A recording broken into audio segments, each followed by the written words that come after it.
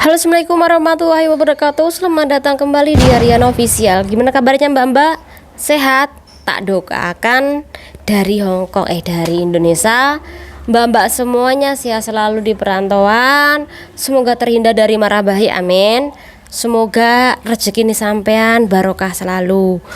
Dan usahakan buat mbak-mbak semuanya, apalagi yang belum menikah, nabung. Boleh sampean beli barang apapun, boleh bersenang-senang boleh, tapi nabung. Karena kalau sampean nggak punya tabungan, nanti di Indonesia sampean bakal dibully habis-habisan. Intinya nabung ya mbak ya.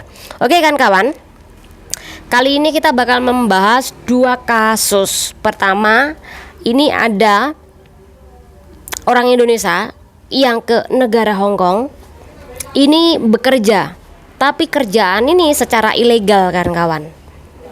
Bukan seperti kita bekerja sebagai PRT. Jadi waktu itu ada salah satu orang Indonesia perempuan berangkat ke negara Hongkong. Tapi niatnya ini adalah untuk mencari pekerjaan. Tetapi di dalam visanya dia adalah visa turis atau pelancong. Jalan-jalan lah. Awalnya imigrasi itu memberikan dia visa tinggal selama 1 bulan. Kemudian setelah itu visanya habis, mbak ini datang lagi ke imigrasi meminta visa tinggal lagi selama 2 minggu. Dan imigrasi memberikan visa terbaru selama 2 minggu. Dan itu sekitaran bulan November 2023. Dan kemudian mbaknya ini setelah 2 minggu dia tidak exit dari Hongkong. Artinya dia masih tetap stay di negara Hongkong sampai mbaknya ini keciduk ketika dia di daerah Wan Chai kan kawan. Nggak tahu ya, nggak jelaskan kenapa kok dia di daerah Wan Chai. Intinya dia keciduk pas di daerah Wan Chai sana. Nah di saat itulah dicek oleh petugas dari polisi bahwa mbaknya ini telah menggunakan visa pelancong tetapi melebihi izin tinggal. Setelah itu ditangkap, kemudian adanya denda 1.000. Kemudian kemarin dia dilepaskan setelah di penjara beberapa bulan kan kawan.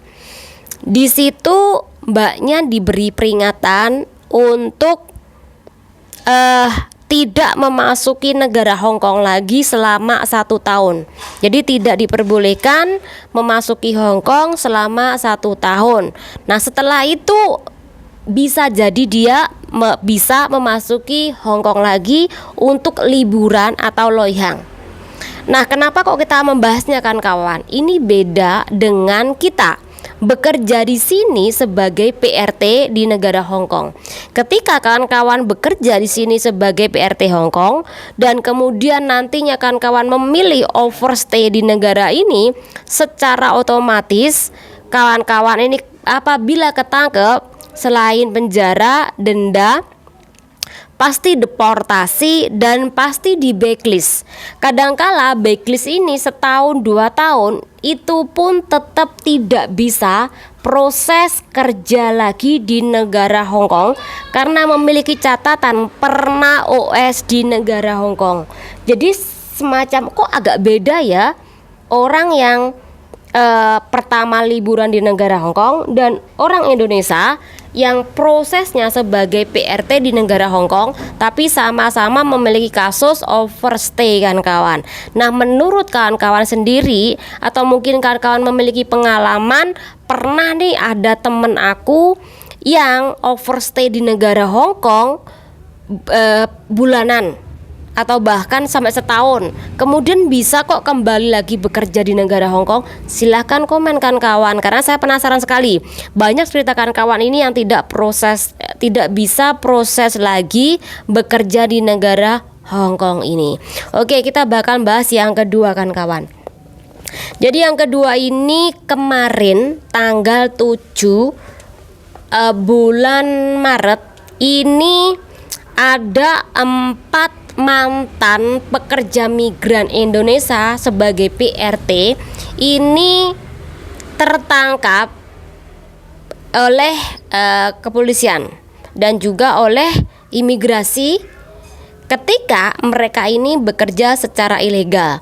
Di antaranya adalah bekerja di pijet-pijet plus-plus kawan-kawan, dan lainnya bekerja di restoran. Jadi empat-empatnya ketangkep pada hari itu di tempat berbeda, jam yang berbeda.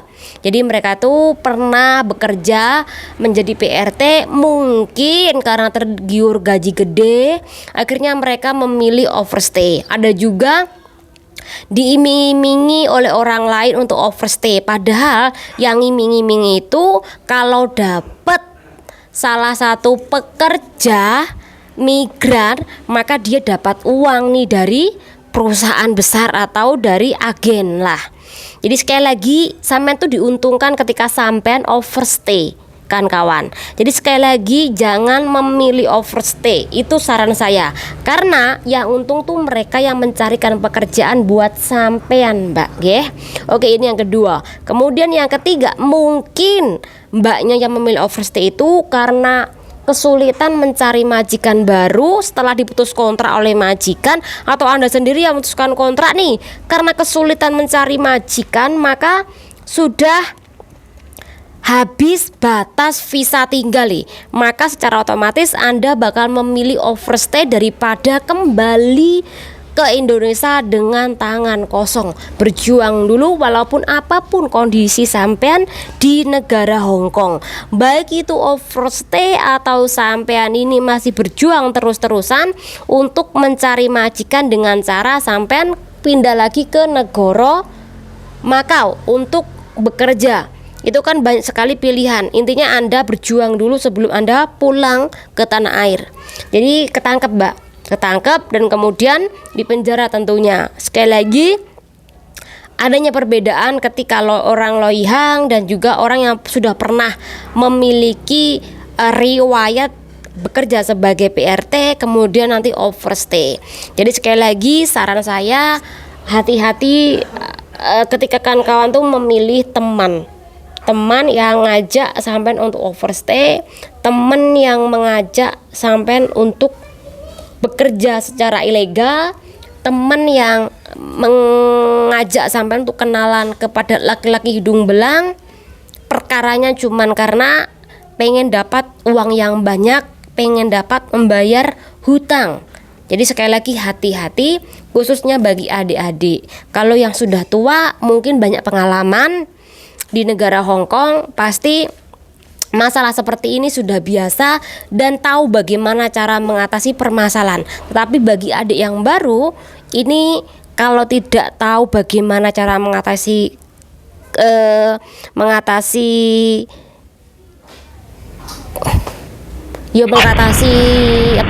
keruwetan hidup dia, secara otomatis nanti ujung-ujungnya ikut kejahatan di negara Hong Kong.